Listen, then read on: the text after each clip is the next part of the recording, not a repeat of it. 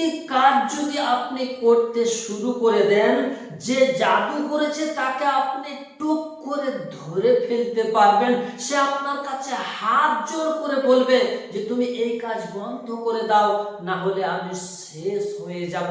তবে এই কাজটি রোগীকে নিজেই করতে হবে। চলুন সেই তিনটি কাজ কি কি, যা করলে জাদুকরকে আপনি টুক করে ধরে ফেলতে পারবেন যে আপনাকে জাদুটি করেছে।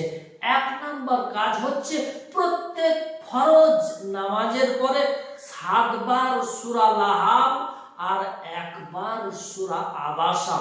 2 নম্বর কাজ হচ্ছে দিনের যে কোনো সময়ে 313 বার ইয়া মুমিতু পাঠ করা। 3 নম্বর কাজ হচ্ছে আসরের নামাজের পরে 100 বার লা ইলাহা ইল্লাল্লাহু ওয়াহদাহু লা শারীকা লাহু লাহুল মুলকু ওয়া লাহুল হামদু ওয়া হুয়া আলা কুল্লি শাইইন কাদির।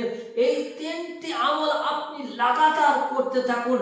যে আপনাকে জাদু করেছে সে আপনার কাছে এসে হাজির হয়ে যাবে, আপনাকে জোর হাত করে বলবে এই কাজটি বন্ধ করে দাও, না হলে আমি আর প্রাণের রক্ষা পাবো না।